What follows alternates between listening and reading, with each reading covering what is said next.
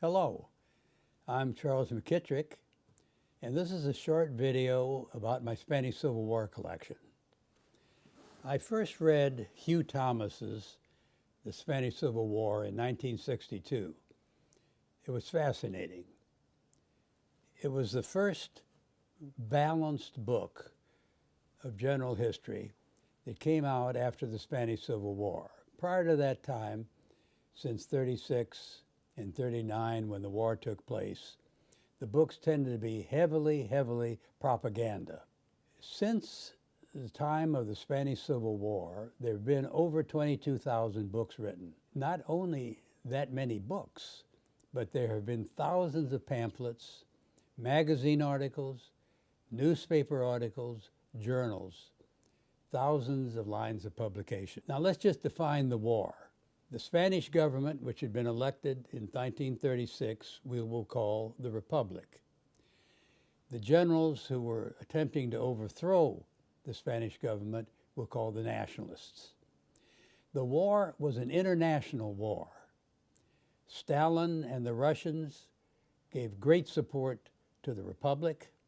Germany and Italy gave great support to the Nationalists. The democracies pretended to stay neutral, but they were very divided within their own countries. The war was also a war that attracted an immense amount of volunteers. Thousands of men came from all over the world to fight in it, mostly on the Republican side, many refugees from Central Europe. The war was also a visual war. Photojournalism had come a long way, and the photographs taken, both at the front and behind the front, were seen all over the world in a matter of days. As well as art was produced, the famous Picasso Guernica, and movies, For Whom the Bell Tolls, just one example. The war was also very much a literary and passionate war. Writers all over the world took sides.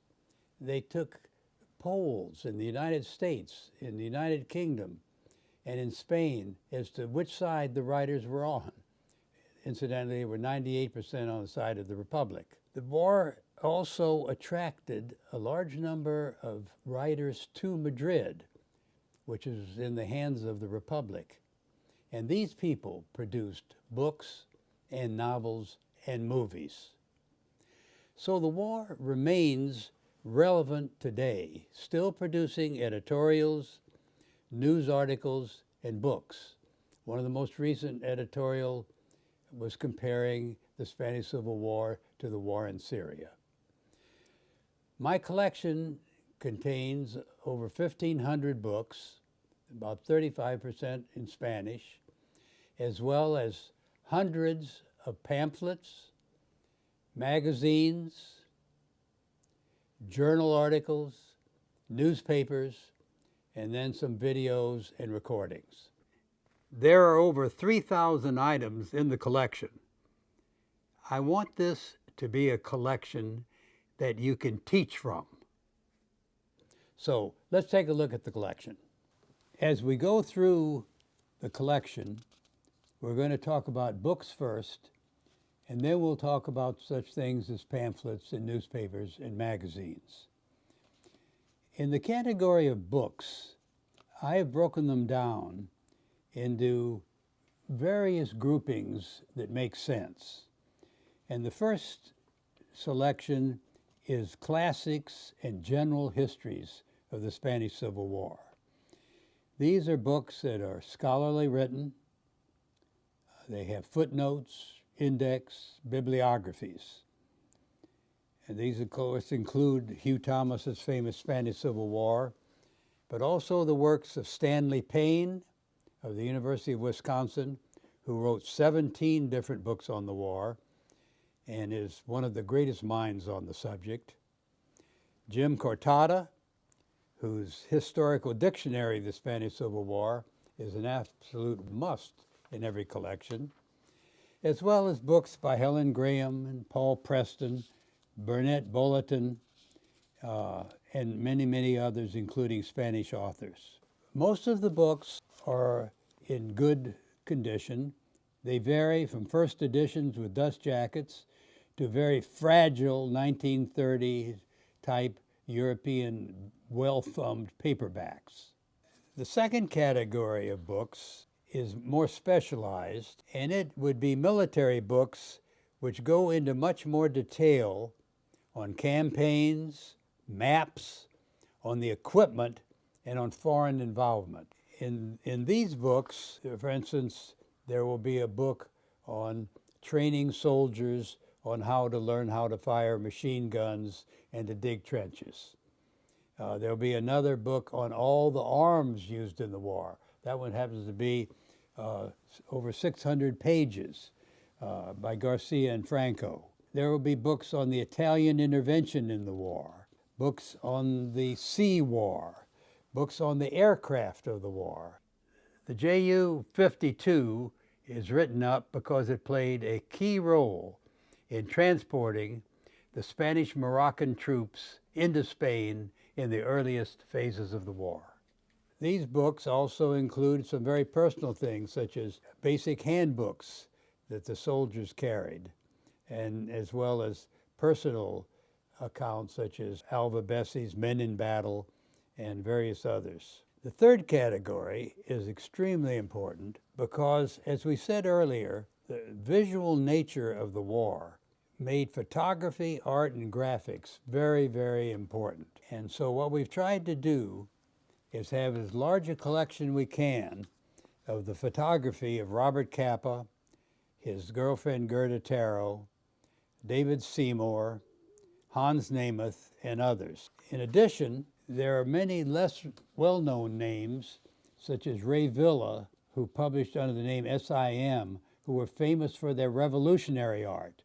And we have a 1937 calendar by Ray Villa that is in the collection. Some of the very best artwork was done by the forces of the Republic, and this was done in Barcelona. But on the right, there were also very famous artists. Carlos Sáenz de Tejada did a great deal of work, and we have pictures of that in the history of the Crusade. Posters were also a major product of the Civil War. The collection does not have posters. Let me repeat that. The collection does not have posters. But what we do have is a whole series of books that reproduce the posters in color, index them to their author, and describe their subject. The Carula brothers of Barcelona have indexed and presented these posters, over 2,000 of them, in another book 1,000 of them. And there are other books, such as Shouts from the Wall. So you can get a good feel of the posters, even though we have no posters in the collection. Another very interesting part of this visual aspect of the war is illustrated histories. My experience has been that some folks want to view the photo histories to supplement their readings, but some would rather look at the pictures than read the books. And so we have a large number of excellent photo histories. They're very big books and published not only after the war, during, but also up to the last few years. One of the most recent to come out was Art Revolutionaries. And this particular book is showing the famous 1937 pavilion in the World's Fair in Paris, and the terrific art that was shown in the Spanish pavilion, including Picasso's famous Guernica. We've talked before about the literary aspects of the Spanish Civil War.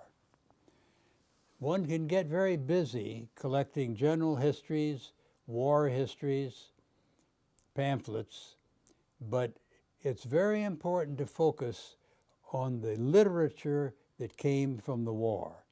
We're talking about the novels, we're talking about the poetry, we're talking about the literary criticism, and we have several hundred books that fall into this particular category.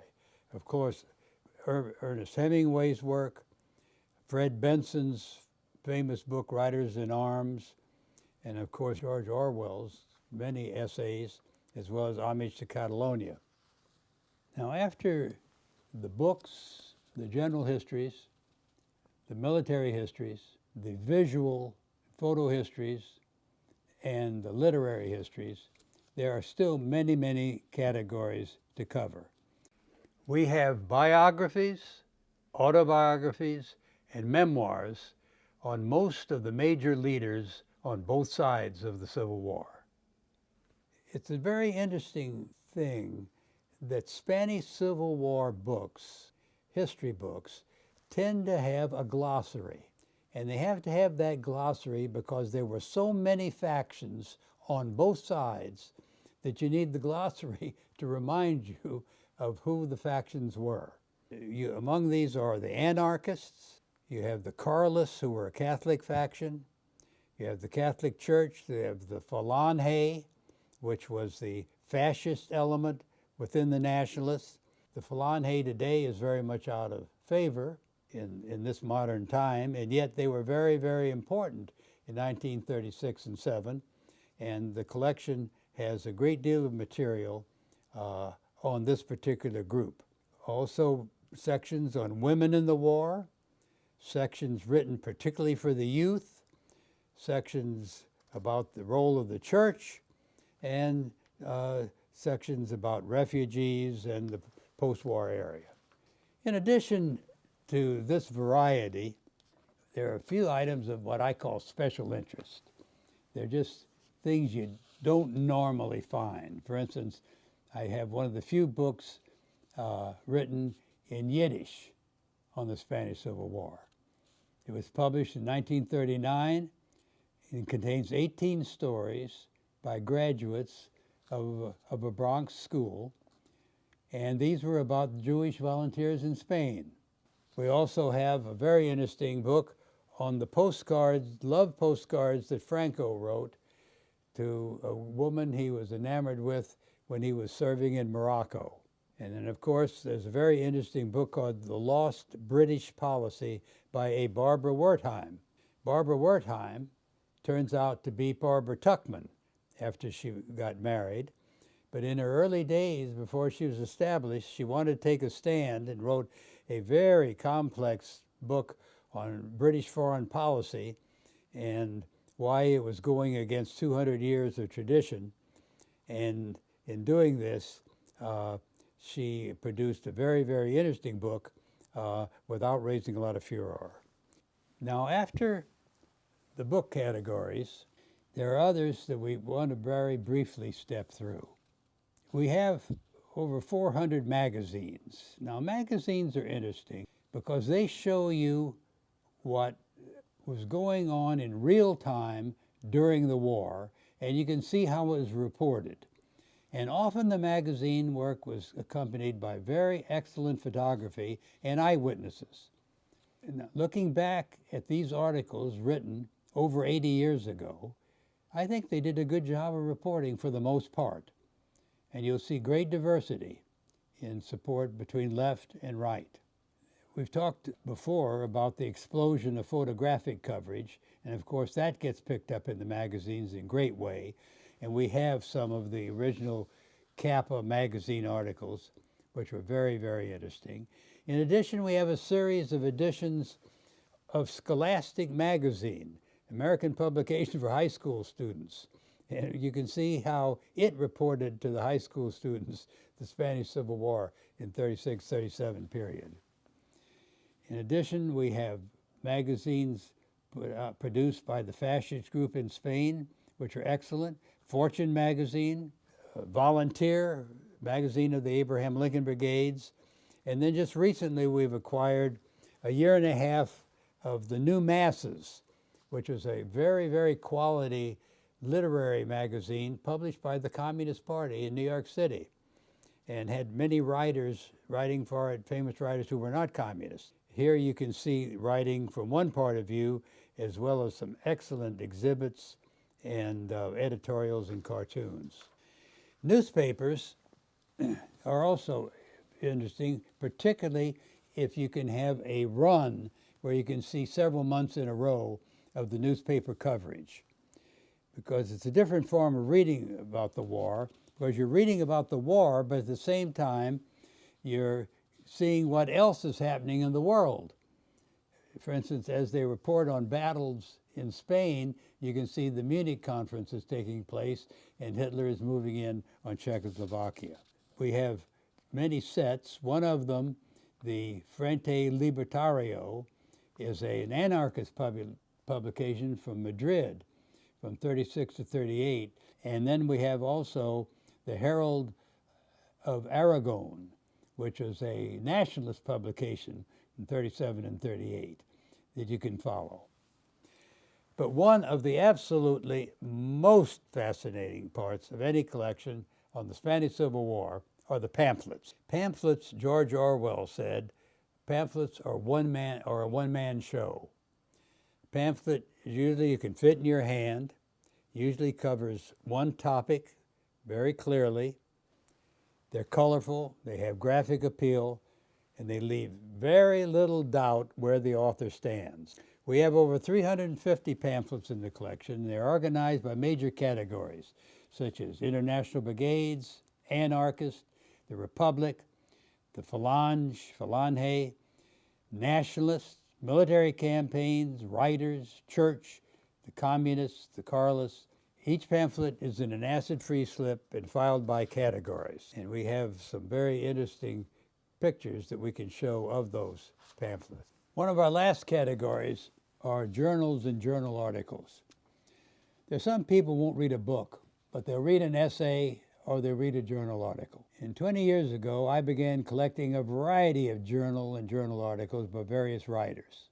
These very often are in political science or public affairs journals, such as the Wilson Quarterly, the National Interest, the Quadrant, the Left News, the Australian Journal of Politics and History, Contemporary European History, Journalism History. And these are top authors, such as we've talked about in the book section. The journals enable a reader to hone in on specific subjects and specific authors without reading some of the more complex books. Over the last 20 to 25 years, just as an aside, when I see a clipping in the newspaper or a magazine about the Spanish Civil War, I set it aside.